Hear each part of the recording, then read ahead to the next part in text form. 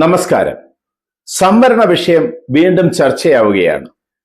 ഇത്തവണ ചർച്ചയാവാൻ കാരണം സുപ്രീം കോടതിയുടെ വാക്കാലുള്ള നിരീക്ഷണമാണ്. അത് സത്യമാണ് താനും.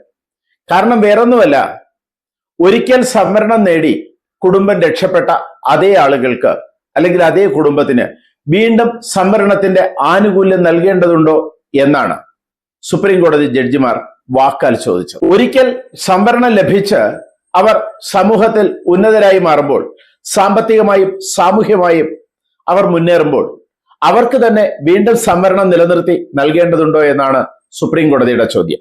അത് യഥാർത്ഥത്തിൽ ഇതുവരെ സംവരണം ലഭിക്കാത്ത സാധാരണക്കാർക്ക് അവർക്ക് നൽകി അവരുടെ കുടുംബത്തെയും ഈ രീതിയിൽ ഉയർത്തിക്കൊണ്ടുവരേണ്ടതില്ലയോ എന്ന സംശയമാണ് സുപ്രീം കോടതി നിരീക്ഷിച്ചത്. അതിൽ സത്യമുണ്ട് താനും. സാധാരണ ഇന്ത്യയിൽ പരക്കെ നമ്മൾ നോക്കിക്കഴിഞ്ഞാൽ ഒരിക്കൽ സംവരണം ലഭിച്ച് ഉന്നത ശ്രേണിയിലെത്തിയവർ, ഉന്നത ശ്രേണി എന്നർത്ഥമാക്കുന്നത് സാമ്പത്തികമായും സാമൂഹ്യപരമായും ഉന്നത ശ്രേണിയിലെത്തിയവർ, അവരുടെ മക്കൾക്ക് വീണ്ടും ഇതേ സംവരണ ആനുകൂല്യത്തിന് അർഹരാകുന്നു. അപ്പോൾ സംവരണത്താലോ അല്ലെങ്കിൽ മറ്റേതെങ്കിലും രീതിയിൽ ഉയർന്നു വരാൻ കഴിയാത്ത സാധാരണക്കാരും അതിൽ താഴെയുള്ളവരും അതേ രീതിയിൽ തുടരുന്നു. ഇത് സമൂഹത്തിൽ രണ്ടു തരം പൗരന്മാരെ എന്നും ഒരേപോലെ നിലനിർത്തുന്നതിനുള്ള അവസ്ഥയുണ്ടാക്കുന്നു. അതിൽ നിന്നൊരു മാറ്റം വേണം എന്നാണ് സുപ്രീം കോടതി ഉദ്ദേശിച്ചത്. നമ്മുടെ രാജ്യത്തിലെ സ്ഥിതി അനുസരിച്ച് അച്ഛനും അമ്മയും IAS IPS ഓഫീസർമാർ അല്ലെങ്കിൽ മന്ത്രിമാർ അല്ലെങ്കിൽ സമൂഹത്തിലെ മേലെ തട്ടിലുള്ളവർ, സാമ്പത്തികമായി ഉന്നതരായിരിക്കുന്നവർ, ഇവർക്കൊക്കെ ഈ കുടുംബങ്ങൾക്കൊക്കെ വീട്ടിൽ മക്കൾക്ക് വീണ്ടും സംവരണം നൽകുന്ന ഒരു സ്ഥിതിയുണ്ട്. ആ സ്ഥിതി മാറണം എന്നാണ് സുപ്രീം കോടതി നിർദ്ദേശിച്ചത്. അല്ലെങ്കിൽ മാറേണ്ട കാലം കഴിഞ്ഞിരിക്കുന്നു, അതിക്രമിച്ചിരിക്കുന്നു എന്നാണ് സുപ്രീം കോടതിയുടെ വാക്കാലുള്ള നിർദ്ദേശം. യഥാർത്ഥത്തിൽ ഒരു വിഭാഗത്തിന് സംവരണം നൽകി അവർ മുകൾ തട്ടിലേക്ക് എത്തിക്കഴിയുമ്പോൾ, സാമ്പത്തികമായി മുകൾ തട്ടിലേക്ക് എത്തിക്കഴിയുമ്പോൾ, സാമ്പത്തികമായി പിന്നോക്കം നിൽക്കുന്നവർക്കല്ലേ സംവരണം നൽകേണ്ടത് എന്ന ചർച്ച ഉയരുന്നുണ്ട്. അതേ സമൂഹത്തിൽ നിന്ന് തന്നെ സാമ്പത്തികമായി പിന്നോക്കം നിൽക്കുന്നവർക്ക് സംവരണം നൽകിക്കൊണ്ട് അവരെയും പൂർണ്ണമായി സമൂഹത്തിലേക്ക് ഉയർത്തിക്കൊണ്ടുവരേണ്ട സ്ഥിതി ഉണ്ടാക്കണം എന്നുള്ളത് കാലങ്ങൾ കൊണ്ടേയുള്ള ആവശ്യമാണ്. സ്വാതന്ത്ര്യം ലഭിച്ചപ്പോൾ സംവരണം നൽകിയത് താഴെത്തട്ടിൽ നിൽക്കുന്നവരെ ഉയർത്തിക്കൊണ്ടുവരുന്നതിനാണ്. അതിനൊരു കാലപരിധിയും വച്ചിരുന്നു. ആ കാലപരിധിയൊക്കെ പോട്ടെ, അല്ലെങ്കിൽ ഇപ്പോഴും താഴെത്തട്ടിൽ നിൽക്കുന്നവരെ ഉയർത്തിക്കൊണ്ടുവരുന്നതിനുള്ള നീക്കങ്ങളായിരിക്കണം രാഷ്ട്രീയക്കാർ ചെയ്യേണ്ടത്. സംവരണത്തിന്റെ പഴയ നൂലാമാലകളെ എടുത്തു മാറ്റേണ്ടതുണ്ട്. ഈ ചർച്ച ഇപ്പോൾ ഉയർന്നു വരാൻ കാരണം കർണാടകയിൽ ഇലക്ട്രിക് അസിസ്റ്റന്റായി ജോലി ലഭിച്ച പിന്നോക്കക്കാരനെ ക്രീമി ലെയർ പരിധിയിൽ ഉൾപ്പെടുത്തി സംവരണത്തിൽ നിന്ന് പുറത്താക്കിയതാണ്.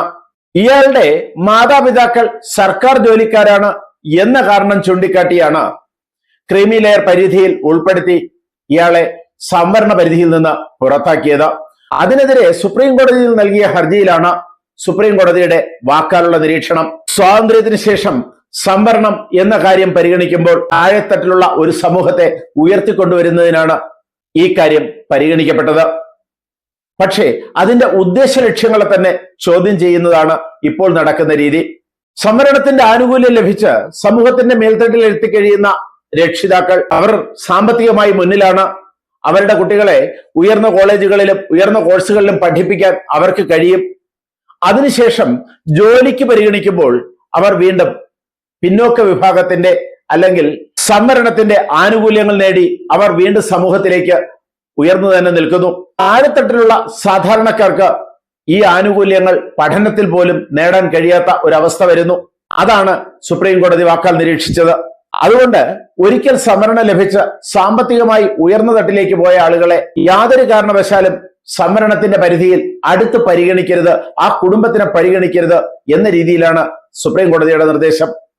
എന്തായാലും വാദഗതികൾക്ക് ശേഷം മാത്രമേ ഇതിനൊരു തീരുമാനമാവുകയുള്ളൂ. എന്നാൽ ഇത്തരത്തിലുള്ള ചർച്ചകൾ സമൂഹത്തിൽ ഉയർന്നു വന്നിട്ട് കാലങ്ങളായി.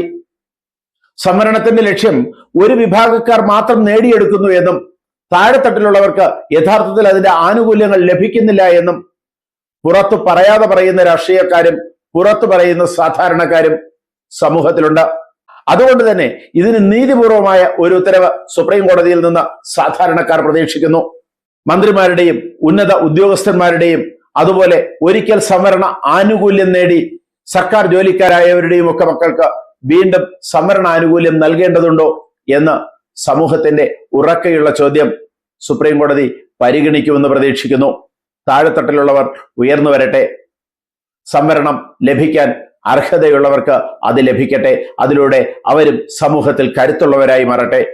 കൂടുതൽ വാർത്തകളും വിശേഷങ്ങളുമായി ഉടൻ ദയവായി ഈ ചാനൽ സബ്സ്ക്രൈബ് ചെയ്യുക.